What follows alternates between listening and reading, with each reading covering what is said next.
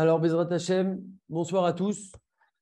Ce soir, on va faire une étude sur la fête de Shavuot, puisqu'on est maintenant à J-3. Dans 3 jours, Bezrat Hashem, ça sera Shavuot.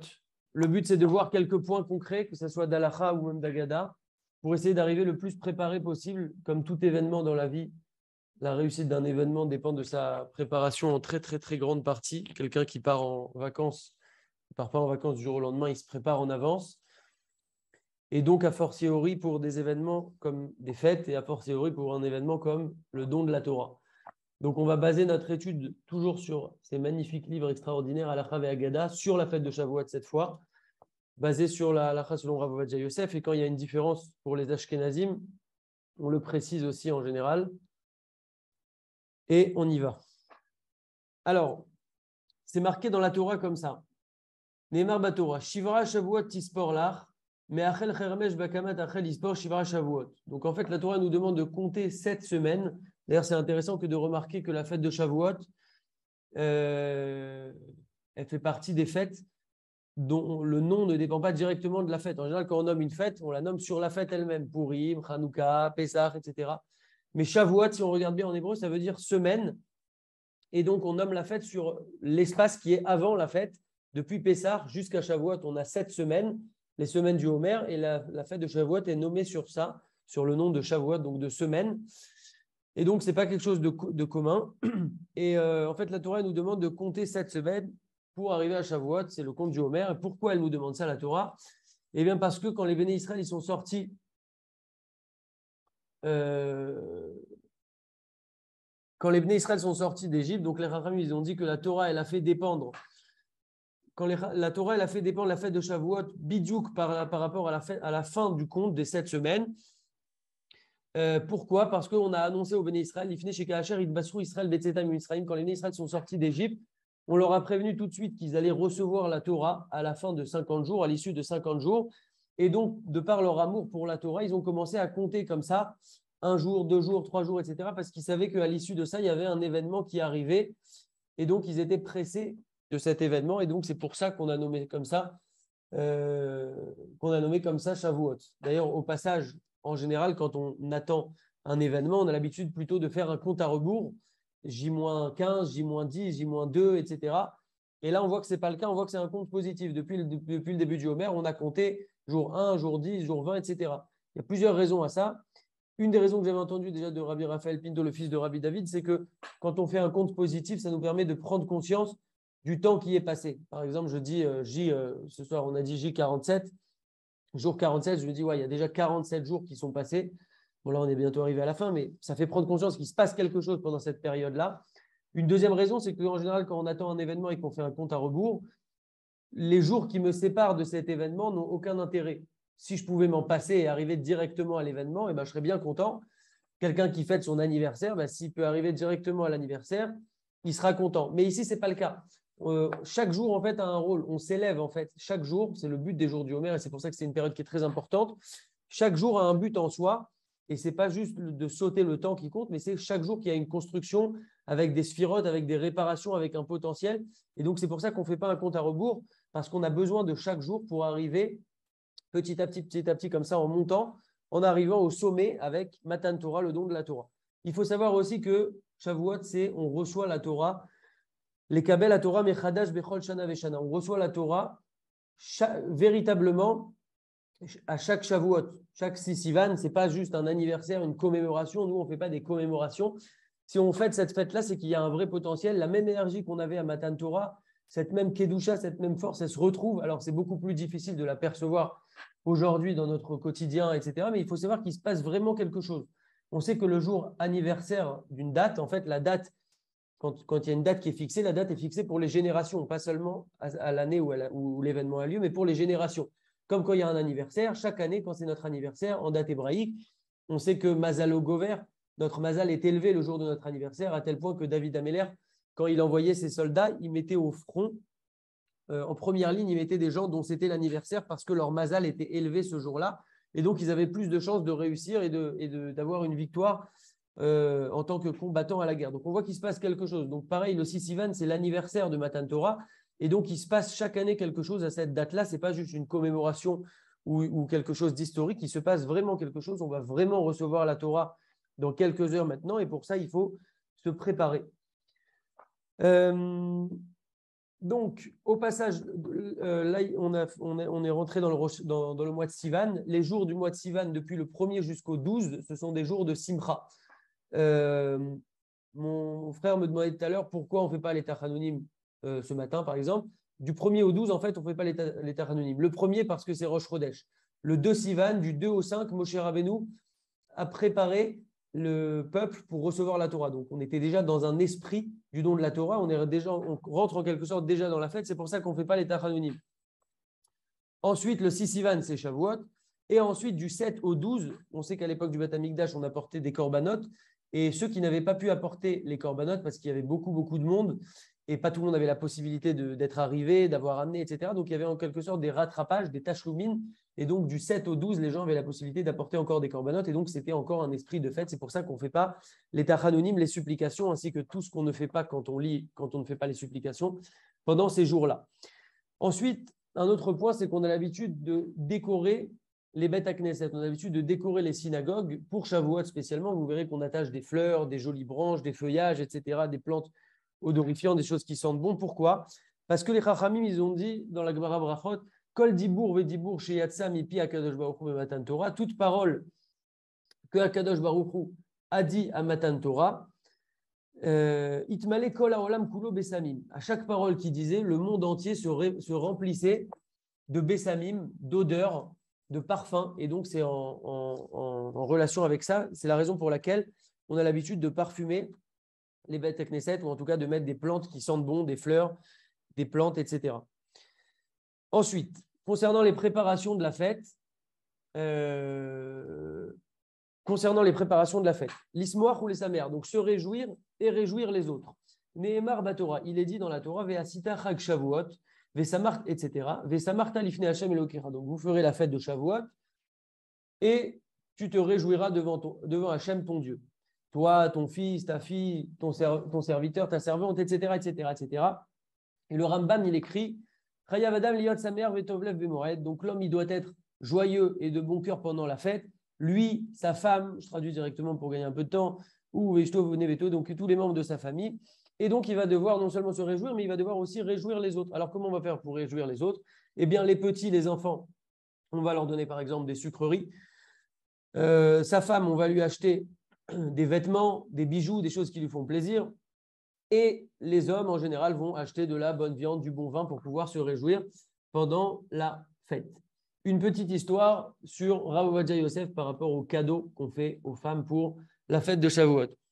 Donc un jour, la rabbinite Margalit Yosef, donc la femme de Rav Ovadia Yosef, elle a voulu s'acheter un bijou pour la fête.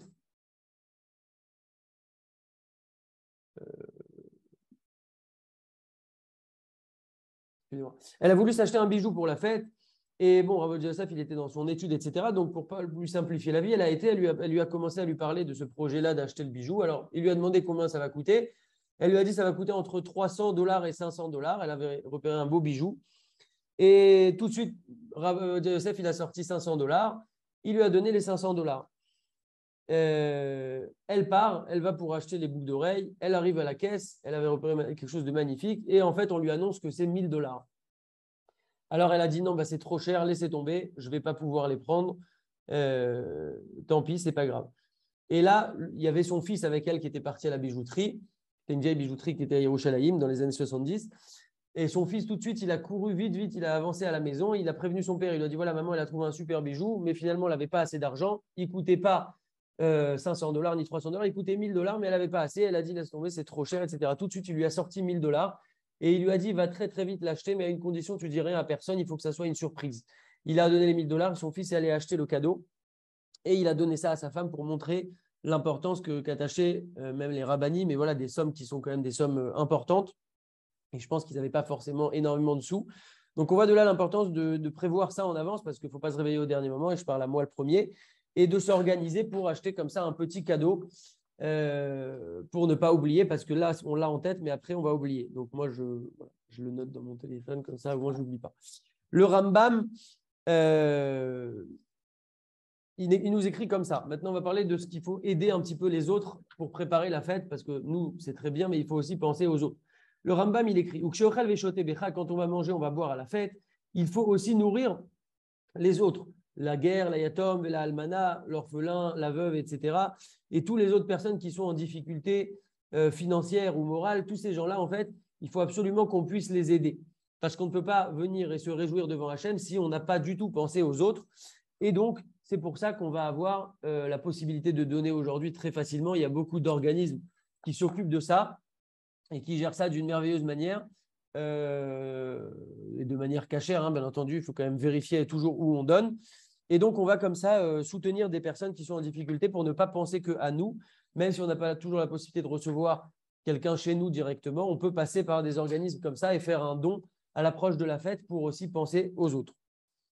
Très bien. Mikvé Taora. Donc, c'est bien de se tremper au mikvé. Tov litbol bimikvé be'erefrak. C'est bien de se tremper au mikvé la veille de fête. De manière générale, bon là, on va se tremper, on va recevoir la Torah, donc c'est encore plus important. Et ou Miché Yachol Gam B'Meshech Hashana Lidbol Bechol Erev Shabbat, et celui qui a la possibilité de se tremper chaque année, même la veille de Shabbat, alors ta voix la bracha, que soit sur lui la bracha, Vezoche Vazel et Taher et Nafshu Marchevotav, et on mérite par cela, quand on se trempe au mikvé, même toute l'année, la veille de Shabbat par exemple, de purifier notre âme et nos pensées. Ensuite, on a aussi l'habitude à, quand on a une fête, de préparer une bougie allumée. On n'a pas le droit d'allumer un nouveau feu pendant Yom Tov. Et donc, c'est pour ça qu'on a l'habitude de laisser une grande bougie allumée à partir de laquelle on va pouvoir, dont on va pouvoir utiliser la flamme pendant Yom Tov. On a le droit de prendre une allumette pour allumer à partir de la flamme directement. Par contre, il faut faire toujours attention à ne pas éteindre cette allumette, mais la poser toute seule sur un aluminium ou autre pour qu'elle s'éteigne. Pareil pour ceux qui fument. Déjà, je vous conseille d'arrêter de fumer, mais en attendant, il faut toujours faire attention. On ne peut pas agiter la cigarette comme ça pour faire tomber la cendre comme on en a l'habitude en semaine. Il faut que la cendre tombe d'elle-même, parce que si on fait comme ça, on cause automatiquement une extinction du petit bout qui était au bout de la cigarette. Donc, on a le droit d'utiliser du feu, mais on n'a pas le droit d'éteindre, que ce soit une cigarette ou même on n'a pas le droit de l'écraser à la fin. Il faut toujours faire attention à la poser et à ne pas l'écraser. Ok. Adlakat Nerot, l'allumage des Nerot. Tov Shanashim Tedlikena et Nerot Lifne Ashkia, Kebechol Erev Shabbat. Donc, c'est bien que les femmes allument les Nerot avant le coucher donc avant la Shkia. Donc, si on respecte les horaires de fête, il n'y a aucun problème. Il y en a qui ont l'habitude d'allumer plus tard quand la fête est déjà rentrée, quand on est Yom Tov sans Shabbat, bien entendu, et donc à partir d'un feu déjà existant. Zman Abracha. Kodem Adlakat Evrer, Baruch Ata Hashem Elokeinu melech haolam, asher kideshanu bemizotav vetzivanu, le adlik ner shel Yom Tov. Donc les femmes vont faire cette bracha-là. Juste, je vous demande à tous, excusez-moi, mettez bien ma tête en grand et ne vous laissez pas distraire, parce qu'il y a quelqu'un que j'arrête pas de sortir, c'est toujours le même depuis des semaines, mais c'est pas grave. Il s'amuse, donc ça lui fait plaisir. Il peut rien faire en fait, donc il n'y a pas de problème. Mais voilà, juste ne regardez pas son nom spécialement parce qu'il s'amuse juste à changer son nom. Ça lui fait plaisir. Concentrez-vous bien sur l'image, sur moi et sur ce que je dis. Très bien. Les Ashkenazim, ils ont l'habitude de, quand c'est Shabbat, la majorité des Ashkenazes ont l'habitude de faire la bracha après qu'elles allument les nérotes. Mais à Shavuot, en ce qui concerne Yom Tov, tout le monde va faire la bracha avant et ensuite l'allumage des nérotes. Donc d'abord la bracha et ensuite l'allumage des nérotes, très simple. Concernant la bracha de Shechrianou, les femmes ne feront pas la bracha de Shechrianou à l'allumage. Ça, c'est un point important qu'il faut rappeler aux gens. Le Shechrianou, on va le faire lors du Kiddush, donc il faudra bien entendre le Shechrianou, même pour les femmes, et répondre Amen. Ne pas répondre Baruch Hu ou Baruch Shemo, parce que sinon on ne se fait pas acquitter. Donc juste entendre le Shechrianou et répondre Amen. Et donc ne pas faire la bracha de Shechrianou lors de l'allumage des Nerot. Il y en a qui ont l'habitude de faire Shechrianou, mais ce n'est pas une bonne habitude. Mais si quand même maintenant la personne va faire Shechrianou, alors il faut qu'elle fasse attention à ne pas répondre Amen au Kiddush quand on va faire Shechrianou. Mais l'idée, c'est qu'on ne fait pas Shechrianou quand on allume les Nerot, on fera Shechrianou pendant le Kiddush et il faudra répondre Amen en ayant toujours l'intention de se faire acquitter. Ok, très bien. Leil Shavuot. Donc, concernant maintenant le soir de Shavuot. Tefila d'Arvit Vekidouche. Donc, pendant la fête, on va essayer de prendre quelqu'un qui fait la tefila avec une belle voix, qui chante. N'oublions pas que c'est un jour de fête. Shavuot, ça paraît un peu rapide parce que par rapport à Pessah ou à Sukkot, qui sont des fêtes qui durent assez longtemps, Shavuot, ça dure un jour en Israël, 2 jours en Chutz La'aretz. Et donc, on a l'impression que c'est un petit peu une petite fête, mais pas du tout. Et donc, il faut comme ça chanter, profiter. Ensuite, on va rentrer chez soi, détendu. On va faire le kidouche. On va faire la bracha de Shérianou, comme on a dit. Très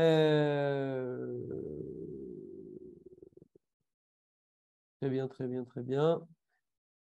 Et aussi à ce moment-là, quand on fait tous ces moments-là où on s'élève, en fait, c'est des moments de grande élévation. Veniftachim, Boshahare, Shamaim, les Kniat Emunam et Shoreshat ou Beira. C'est des moments où on a l'opportunité de vraiment puiser de la Emuna parce qu'il y a des forces particulières et comme on a dit, ça se renouvelle chaque année depuis le don de la Torah et c'est quelque chose de très concret. Et donc, on a la possibilité de puiser beaucoup de force et de s'élever comme ça, particulièrement quand on rentre dans cette fête où on s'apprête à recevoir la Torah. Seudot Achag, donc on a une obligation de manger du pain pendant les 2 Seudot, et du soir et du matin, donc pendant les 4 Seudot si on fait 2 jours de fête. Et on va aussi s'efforcer pendant le repas de faire un petit Dvar Torah, de ramener une petite idée, de poser une question, de lancer une discussion, parce que comme c'est marqué, Afilu kol mitzvotea shel Torah, même toutes les mitzvot de la Torah, enan shavot les mila achat shel Torah, elles ne sont pas comparables à un seul mot de Torah. Donc un seul mot de Torah a une puissance énorme et donc il faut toujours essayer de dire un petit mot à table. Et ça, c'est valable à Shavuot, dans n'importe quelle fête, mais aussi dans n'importe quel repas. Il faut toujours essayer de dire un petit mot de Torah. Très bien.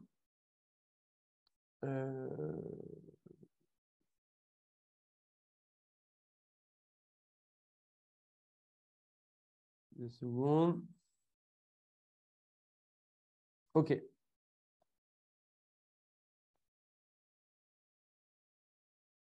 OK.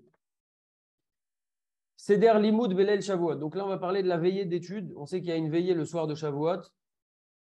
On va parler de ça maintenant.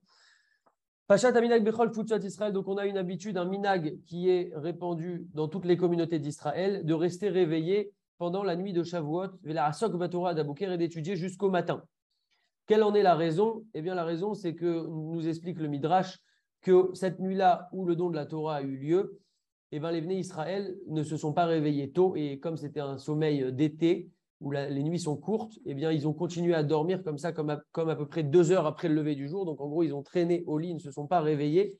Et Akadosh Baruch Hu est venu sur le Har Sinaï, il les a trouvés en train de dormir et il les a réveillés avec des grands tonnerres, des sons de chauffard. Tout ça, c'est difficile à comprendre, mais c'est bien réel. Donc, il faut des fois imaginer un petit peu les choses, savoir que c'était réel, même si on a du mal à le visualiser, mais savoir que ça a eu lieu. Et il suffit des fois de fermer les yeux, de se concentrer un petit peu pour comprendre ce qui s'est passé.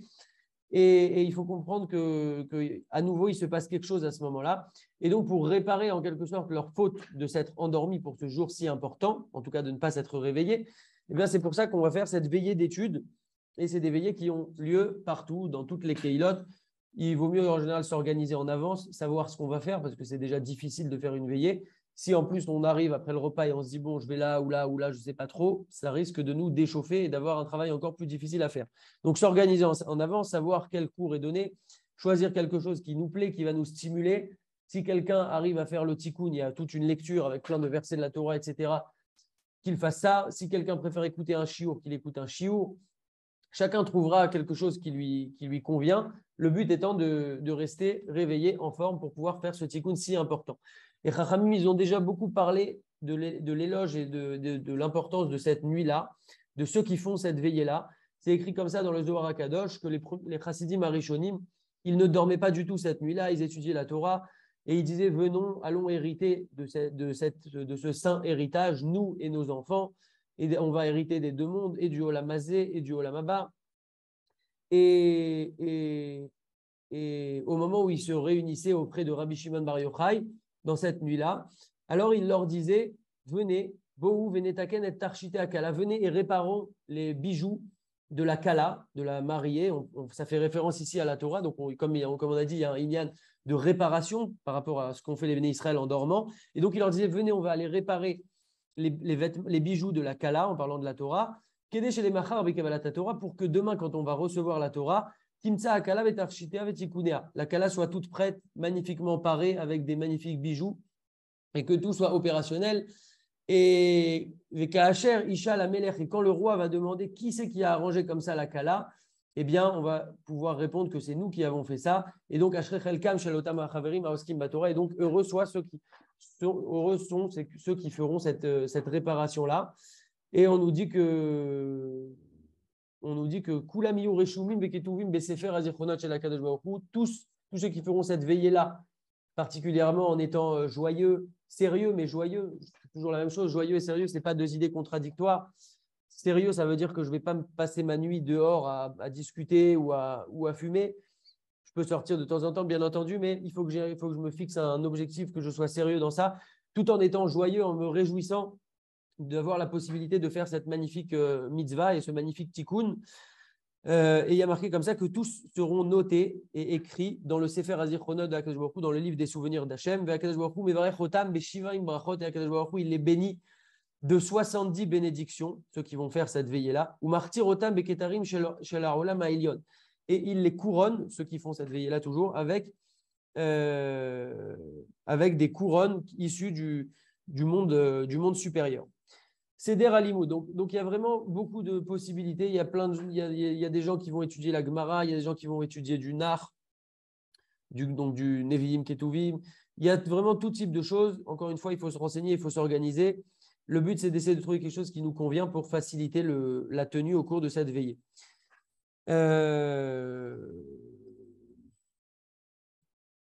D'accord.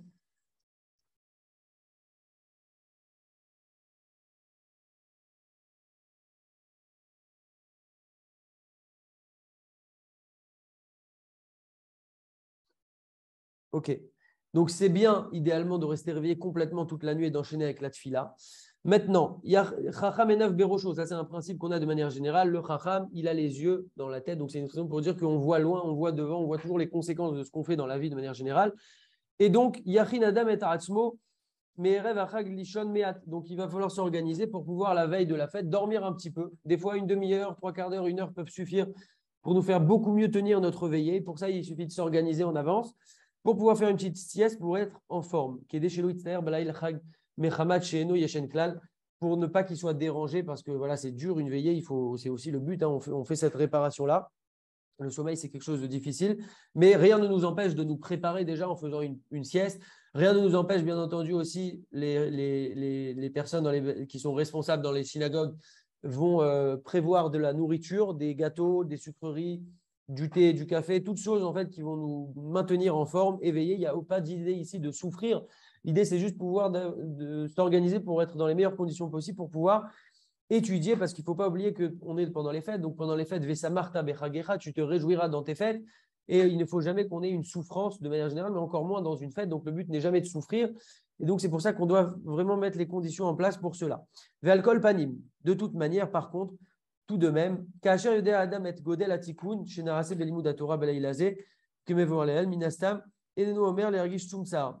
Par contre, quand on sait la puissance qu'a cette réparation-là et les brachot qu'on reçoit en échange de ça, c'est quelque chose qui est censé nous motiver. Maintenant, celui qui n'a pas pu dormir ou celui qui est très fatigué, qui a du mal à rester réveillé, et il sait que s'il continue à être réveillé et qu'il enchaîne avec la tfila, il va être complètement fracassé. Et donc, il n'y a rien de pire que la fatigue. On ne peut pas résister à la fatigue en général. Donc, qu'est-ce qu'il va faire? Il va dormir un petit peu vers la fin de la veillée. Il n'y a aucun problème de faire ça. Et si c'est pour mieux prier, parce que si après on arrive à la tfila et qu'on dort complètement, même si on a fait une super veillée, il y a Tsassraro BFC2, on a perdu tout notre mérite, puisque maintenant on a sacrifié notre tfila avec le Kriyat Shema, la Hamida, les Aseret Yemid-Jiberot, les 10 commandements, etc. Et donc ça, c'est un problème. Donc il faut chacun que s'organise, ne pas prendre ça, bien sûr, comme un prétexte pour se dire, bon, ben, moi, il faut que j'aille dormir. Chacun se connaît, chacun sait de quoi il est capable. Mais parfois, de dormir aussi comme ça, une heure à la fin d'une veillée, ça retape complètement pour pouvoir enchaîner avec une belle tefila. Très bien. On continue.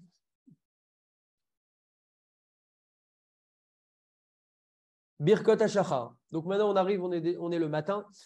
Animur Kol Halayla, celui qui est resté réveillé toute la nuit. Mevarer Be'amoud Hashachar, à partir de Hamoud Hashachar, donc à partir de l'aube, il peut faire il va faire les brachot du matin et également les Birkot à Torah. Donc toutes les brachot du matin, en fait, avec à la fin les Birkot à Torah. Par contre, il ne fera pas la bracha de Al Netilat Yadayim. Il fera juste Netilat Yadayim, mais on ne fera pas la bracha de Netilat Yadayim pour celui qui n'a pas dormi. Également, à Asher Yatzar, on le fait que si on a été aux toilettes.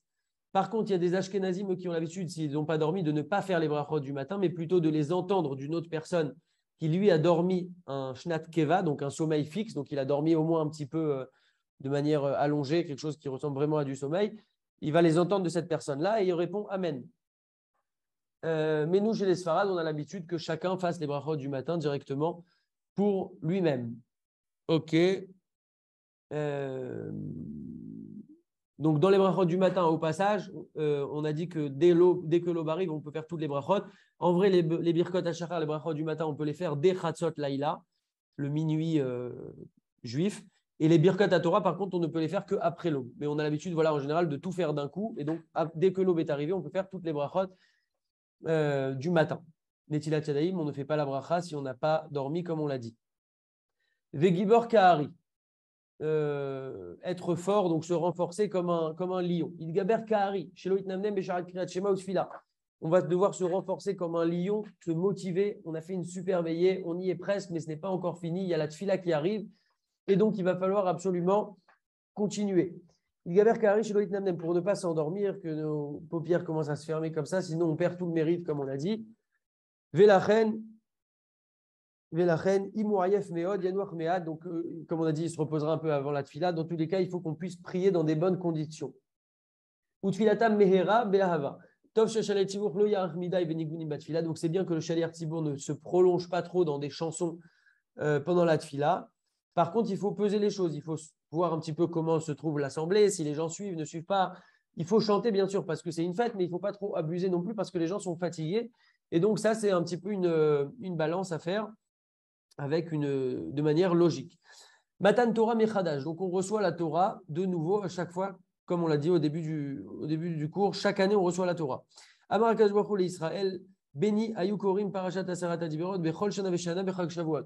Akadosh Baruch Hu, il nous dit, vous lisez les 10 commandements chaque année, à chaque fois à la fête de Shavuot. Va'ani ma'ale alechem keilu atem omdim difnei Har Sinai. Et Akadosh Baruch Hu, il nous dit comme ça, il nous dit, moi, je vous considère comme si vous vous teniez actuellement, au ce moment même, à Shavuot, vous vous teniez devant le Har Sinai, ou Mekablim et Torah, et vous allez recevoir la Torah. Chez Beoto Yom, donc si les Chachamim nous disent ça, ce n'est pas une invention, ce n'est pas une image, ce n'est pas une exagération, c'est vraiment quelque chose à prendre au mot. Et c'est pour ça qu'on en parle avant la fête, pour pouvoir un peu méditer à tout ça, réfléchir et s'y préparer au mieux.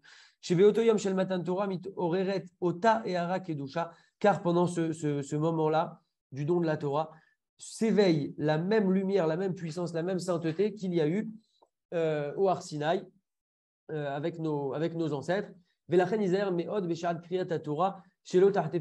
Également, donc c'est pour ça que pendant la lecture de la Torah, il faut faire attention, puisqu'on reçoit actuellement la Torah, à ne pas s'endormir. Aseret Adiberot.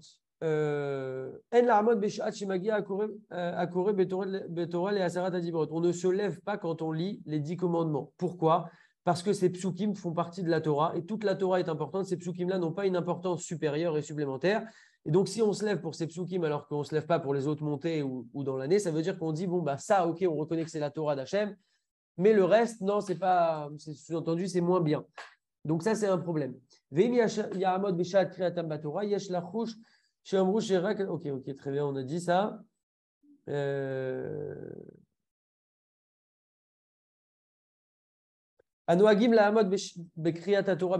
Ceux qui ont l'habitude de se lever au moment de la lecture de la Torah toute l'année, il y en a qui, dès qu'il y a une lecture de la Torah, tout le temps, ils sont debout. Il y a des Ashkenazim comme ça qui, tous les Shabbats, tout le temps, dès qu'il y a une lecture de la Torah, eux, ils ont l'habitude de se lever. Eux n'ont aucun problème d'être debout puisqu'ils sont debout pour toute l'année, pour toute lecture.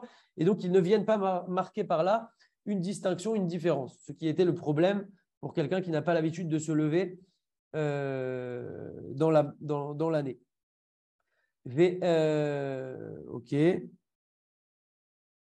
Ok.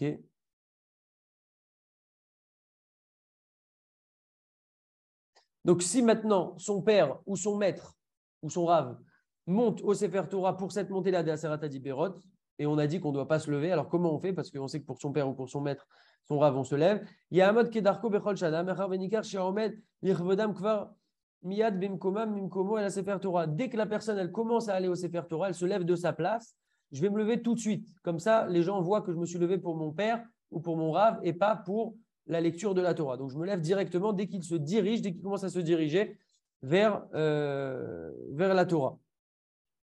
Ok. Maintenant, concernant la journée même de Shavuot. Donc, on a bientôt terminé le cours. Comme j'avais dit dans le message, le cours il dure un petit peu plus longtemps ce soir pour qu'on essaye de voir une vue globale. Très bien. Donc, après, on sait que l'étude de la Torah, elle a une importance particulière. Elle a une importance particulière encore plus pendant les fêtes parce qu'on sait que Hachem, il regarde particulièrement ça. Les fêtes, les Shabbatot, l'étude de la Torah, la valeur est complètement démultipliée et donc c'est hyper important de trouver des moments. Il ne s'agit pas de grands moments, il ne faut pas croire qu'on nous demande d'étudier 3 heures ou 2 heures. Chacun vraiment selon ses forces. L'idée, c'est toujours d'ajouter petit à petit. Quelqu'un qui n'étudie jamais Shabbat, il va commencer, il va prendre un livre, il va se dire, voilà, je fixe 20 minutes d'études et je vais commencer comme ça petit à petit et ça a une valeur démultipliée par rapport à la semaine, donc c'est encore plus, entre guillemets, intéressant. Et comme on le sait, les Fumtsara Agra, comme c'est marqué dans le Pirkei Avot, en fonction de l'effort, la récompense. Donc, plus ça va être difficile, plus on a de récompense. Et donc, il faut aussi pendant le jour de Shavuot, parce que quand on va rentrer de la tefila, en général, on va prendre peut-être un petit déjeuner, khalavi, après on va dormir, après on va faire le repas, etc. Mais il ne faut pas oublier que c'est Shavuot, c'est une fête, et encore plus parce que c'est le don de la Torah. Et donc, il faut essayer de prévoir comme ça un petit moment pour pouvoir étudier la Torah, se réserver un moment. Ma'achale chalav, concernant les mets chalavi, les produits laitiers. On a l'habitude de manger des produits laitiers à Shavuot. Pourquoi? Il y a plusieurs raisons qui ont été données sur ça. Première raison, c'est que au moment où ils ont reçu les Aseret Adibrot, les 10 commandements, quand ils ont reçu toute la Torah, etc., on leur a dévoilé les mitzvot, les détails des mitzvot, etc. Et donc, on leur a dévoilé aussi tout ce qui concerne le nerf sciatique, la shrita, le salage de la viande pour la cachérisation, etc. L'interdiction de mélanger le lait et la viande, tout ça. Et donc, quand ils venaient de recevoir la Torah, en fait, ils avaient un problème parce que leurs ustensiles n'étaient pas forcément cachers, ils devaient s'organiser, donc ils n'ont pas pu faire des plats cuisinés, ils ont dû manger des choses qui n'avaient pas besoin de cachérisation, de cuisson, etc. Et donc, c'est pour ça qu'ils ont mangé des mechalavi.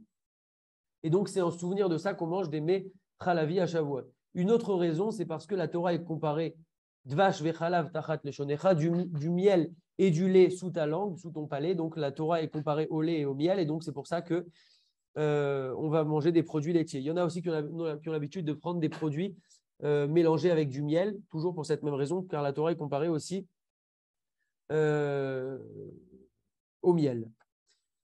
Très bien. Afsakat ben chalav le bassar, l'interruption qu'on doit faire entre le lait et la viande. Bon, après la viande, on sait qu'on ne peut pas manger de lait, mais qu'en est-il quand on mange d'abord du lait et après de la viande? Achal ma'achale chalav verote le'echol ma'achale bassar, celui qui a mangé des produits laitiers, maintenant il veut manger de la viande.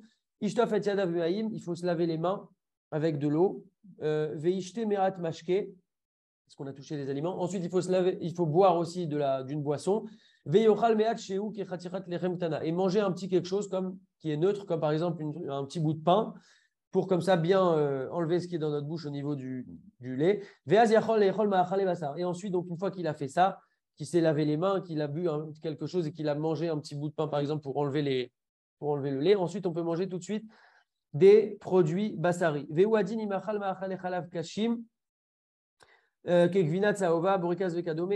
la même règle pour tous les produits laitiers. Si maintenant il a des trous dans les dents, quelqu'un qui a des dents qui ne sont pas complètement isolées, déjà, il faut qu'il aille chez le dentiste. Mais au-delà de ça, il y a kpid l'inakotam et il faudra bien les nettoyer. C'est très important. Ve'ulam achar shtiat chalav levad. Par contre, si c'est juste il a seulement bu et quelqu'un qui a des trous dans les dents comme ça, en sora bekinoir apé bepad vedai beadachat apé vemashke. Là, pardon, on ne parle pas de quelqu'un qui a des trous dans les dents, on parle de quelqu'un qui juste a bu du lait, par exemple. Il n'a pas besoin de prendre un petit bout de pain pour faire séparation, c'est suffisant qui se lavent un peu la bouche comme ça avec de la boisson. Il y a des Ashkenazim eux, qui ont l'habitude d'attendre une demi-heure entre les produits laitiers et entre les produits lactés plutôt, et les produits viande, carnée. Vesamarta bechagecha. On se réjouira pendant la fête. Les Chachamim nous disent que quand on va se réjouir, de quoi il s'agit? En simcha, chez En simcha, il a bebasar veyayin. Donc la simcha, c'est toujours avec de la viande et avec du vin. C'est pour ça que donc, velachen mitzvah lechol beyom tov basar behema dafka, il faut manger de la viande, de la viande rouge, particulièrement, kedele mitzvah simcha, pour accomplir cette mitzvah-là de simcha, de vesamarta bechagecha. Et celui qui ne peut pas manger de la viande rouge pour des raisons de santé, par exemple, yachol ekayem mitzvah simcha bevasar off, il pourra manger de la volaille et il pourra par cela accomplir la mitzvah. Ikar mitzvah ta simcha ba'achilat basar veshtiat yain. Donc, quand on dit qu'il faut se réjouir comme ça avec de la viande, du vin, etc., ce n'est pas le soir, mais c'est plutôt la journée. C'est la journée en fait que s'applique cette mitzvah. Et donc, c'est pour ça que ceux qui vont faire une séouda de chalavi, même s'ils vont faire des super trucs chalavi avec des pâtes, des gratins, des pizzas, tout ce qu'on veut, etc. Yesh le'avir lahem she'enam noagim nachon al pi halacha. Il faut prévenir ces gens-là. Il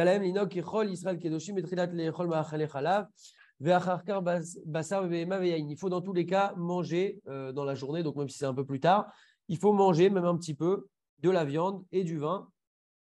Et particulièrement pour ce jour-là, du jour du don de la Torah, où nos chachamim ont dit les chachamim ils ont dit sur ce jour-là du jour du don de la Torah qu'il faut multiplier la nourriture, les bonnes nourritures, particulièrement pendant cette fête, plus que dans toute autre fête, chez Bazdé, chez sa mère, parce que par cela qu'on se réjouit avec de la nourriture et de la boisson.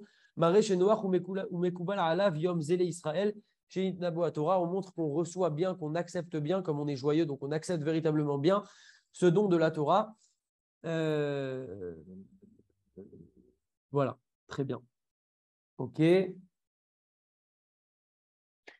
Vegilou bilrada, donc quand on se réjouit, il faut faire attention aussi de ne pas dépasser certaines limites et de ne pas s'enivrer, parce que ce n'est pas le but. Pour arriver à de la légèreté d'esprit, de la folie, etc. Le but, c'est vraiment juste d'être joyeux. Donc, encore une fois, chacun connaît ses limites et ses doses. Parce que c'est de la simcha qui nous a été demandé, mais ça marta bechagecha, et en aucun cas de la folie ou de la folie. Très bien. Il y en a qui ont l'habitude, dans certaines kehilotes, de jeter de l'eau, parce que la Torah est comparée à l'eau. L'eau est comparée à la Torah plutôt. C'est un très mauvais minag. Il faut absolument arrêter ça. Et dire aux gens d'arrêter, parce qu'en fait, on humilie des gens, on humilie des personnes. En plus, après, elles ont leurs habits mouillés, donc elles ne peuvent pas forcément faire la fête convenablement ou prier, etc. Et donc, il faut absolument arrêter ce minag-là, qui est un mauvais minag. Je dis comme ça, mais ce n'est pas mon avis. C'est tout ce que je dis, je le lis. Teilim. David Ameller, et on a quasiment terminé. David Ameller, à la vache et l'homme, il est né et il est mort le jour de Shavuot. Et donc, c'est pour ça qu'il y en a qui ont l'habitude de lire le livre de Teilim à Shavuot. Et il faut essayer de s'efforcer de lire les Teilim en chanson, doucement, convenablement. Kmo Shamou et Midrash, Béchara, Shebikshu, Asarat, Sadikim, Lomar, et Sefer Atelim, Lifne, Akadosh Baruch Hu, Amar Lamak, Akadosh Baruch Hu, Kulchem Ne'amim, Vechasidim, Mishubachim, Lomar, Imnon, Lifne, ok. On sait que David Ameller, il avait une belle voix, et donc toute cette idée de Teilim, c'est toujours en chantant doucement, etc. Et donc, c'est important de les faire de cette manière-là. Si quelqu'un a l'habitude de beaucoup étudier de Torah, donc il faut qu'il voit si pour lui faire des Teilim, est-ce que c'est bien, pas bien, si c'est la perte de temps. Maintenant, s'il sent que ça va lui donner de la force et le renforcer, etc., alors il pourra lire les Teilim sans problème, ou il pourra peut-être se les dispatcher avec des gens, etc. Par rapport à ce qu'on a dit tout à l'heure, donc à Shavuot, on ne nous a pas demandé de faire Vena Aforhu, c'est une petite blague. Vena Aforhu, c'est à Purim où on inverse tout, le sort a été inversé, tout est inversé. Donc on ne nous a pas demandé de faire Vena Aforhu ici, sous-entendu, l'ilmod kolayaya velishon kolayom, genre d'étudier toute la nuit avec la veillée et de dormir toute la journée. Non, c'est pas ça qui nous a été demandé. On dort bien entendu pour reprendre des forces, parce qu'on vient de faire une veillée, donc c'était très difficile, donc on dort, on est des humains, on n'est pas des anges. Mais particulièrement, après, il faut se ressaisir, se remotiver, etc. Et comme on l'a dit, trouver un petit moment pour étudier la Torah, surtout qu'à cette fête-là, on peut vraiment puiser des forces pour toute l'année pour l'étude de la Torah. Ok. Il y en a qui ont l'habitude aussi, Minag Nachon, Ikro Megillat Ruth, de lire la Megillah de Ruth à la fête de Shavuot. Il y a aussi des cours qui sont donnés sur la Megillah de Ruth, ça peut être intéressant. Très bien. Sefer Mitzvot. Tov Lilmod ve Sefer Mitzvot la Rambam Bechag Shavuot. Il y a aussi une habitude d'étudier le Sefer Mitzvot du Rambam où il explique toutes les mitzvot de la Torah. Et pourquoi? Parce qu'à Shavuot, on a reçu la Torah, donc on a reçu les mitzvot aussi. Donc c'est pour ça qu'on a l'habitude d'étudier ce Sefer-là du Rambam. Ok. Alia la Regel, il y en a qui ont l'habitude de... Avant, comme on le sait, on allait à Yerushalayim pour les fêtes. Aujourd'hui, on n'a plus le Beth Amikdash, mais il y a quand même un inyan comme ça de se rendre au Kotel, pour ceux qui en ont la possibilité, à pied donc, bien entendu. Pendant la fête, ça a quand même un sens. Après, encore une fois, c'est chacun qui analyse les choses. Déjà, quand on va au Kotel, il faut savoir où, dans tout endroit comme ça, comme par exemple à l'Akba Omer pour Rabbi Shimon Bar Yochai, etc. Tous ces endroits-là, en fait, il y a souvent beaucoup de monde. Quand il y a beaucoup de monde aussi, il y a beaucoup de femmes, il y a beaucoup de femmes qui sont mal habillées. Donc, soit on est capable d'être sérieux et de ne pas commencer à regarder partout et faire vraiment ce qu'on veut faire. On va au Kotel, on fait notre filote et on repart. Si c'est maintenant pour commencer à se poser, observer, perdre du temps, etc., ce n'est pas intéressant. Et aussi, si quelqu'un il a prévu d'étudier l'après-midi et qu'il n'a pas le choix entre étudier ou aller au Kotel, alors il vaut mieux qu'il étudie. Maintenant, celui qui veut tout faire et qui sait qu'il pourra bien faire, alors qu'il agisse de cette manière. Isru Chag, Ayam Sheachar Chag, donc on sait que le lendemain des fêtes, donc c'est le lendemain des 3 fêtes, Pessah, Shavuot, Sukkot, juste le lendemain de la fête, ça s'appelle Isru Chag. On n'a pas le droit de jeûner ce jour-là, on n'a pas le droit de faire de espédim, d'oraison funèbre ce jour-là, et on a l'habitude aussi de multiplier un petit peu les séoudot, la nourriture, la boisson, en l'honneur de ce jour, parce qu'on est encore un petit peu dans l'esprit de la fête, et donc c'est ce qui s'appelle Isru Chag. Donc, on a fait à peu près le tour. Après, c'est les halachot de Yom Tov, mais les halachot généralistes. Mais là, voilà, l'idée, c'était plus de parler de Shavuot. Encore une fois, on est à 72 heures de la fête. Il faut vraiment se préparer. Il faut être conscient de l'événement qu'on va vivre. Pour ça, il faut réfléchir à ça, étudier encore des choses, voir des éléments, comprendre vraiment comment ça s'est passé, préparer sa fête, savoir qu'est-ce qu'on va faire dans notre planning, etc. C'est très important pour pouvoir bien utiliser le temps parce que, comme on a dit, Shavuot, surtout, c'est une fête qui passe très, très vite. Et donc, il faut bien exploiter son temps. En tout cas, voilà, qu'on puisse vivre ce Matan Torah de manière merveilleuse et mieux que l'année dernière et l'année prochaine encore mieux que cette année. Le but, c'est à chaque fois de s'élever, de rajouter des choses. Et il suffit de voir ce qu'on a fait l'année dernière et se dire, bon, bah tiens, cette année, je vais faire mieux ça, je vais faire mieux la veillée ou je vais faire mieux ma tefila. Ou l'année dernière, je n'ai pas trop pu étudier, bah là, je vais essayer d'étudier. Ou l'année dernière, j'ai assisté à une veillée où c'était complètement foireux. Et là, ça ne me convenait pas. Et là, je vais plutôt m'organiser pour faire quelque chose qui me plaît. Donc vraiment, ça c'est une responsabilité pour chacun. Il ne faut pas compter sur les autres ou compter ce qu'on nous présente un planning tout prêt. Chacun doit se préparer à son planning. Et comme on l'a dit, on vit l'événement à hauteur de l'investissement qu'on a mis dans la préparation à cet événement. Et aussi, le rabbi disait que c'était un point très, très important pour la fête de Shavuot, de se renforcer dans le Ve'ahavta l'erecha kamocha, tu aimeras ton prochain comme toi-même. Donc, l'amour du prochain, c'est une notion qui est très, très importante. D'ailleurs, c'est ce qui est lié à toute cette période-là où Rabbi Akiva a perdu ses élèves, ses 24 000 élèves, parce qu'ils ne se comportaient pas avec kavod. Donc, il y a toute une réparation pendant cette période-là. Et donc, quand on applique Ve'ahavta l'erecha kamocha, on est soudés, on est unis et on est prêt à recevoir la Torah et ensuite à l'appliquer Bezrat Hashem. Donc voilà, il y aura un petit audio de 3 minutes par Torah Express sur Shavuot, Bezrat Hashem. S'il y en a qui veulent rejoindre le cours, c'est tous les lundis. Le cours, ça dure 30 minutes. C'est à 20h heure française, 21h heure israélienne. Vous pouvez m'envoyer un message en perso. Et on étudie chaque semaine en fait des lois de la vie de tous les jours d'un juif. Là, c'était sur Shavuot parce qu'on est à 3 jours, donc c'était intéressant. Mais sinon, on étudie tout type de choses chaque lundi. Et donc, voilà. Chazak à tous, Kol hakavod, bravo, Chag Sameach. Je vais réactiver les micros.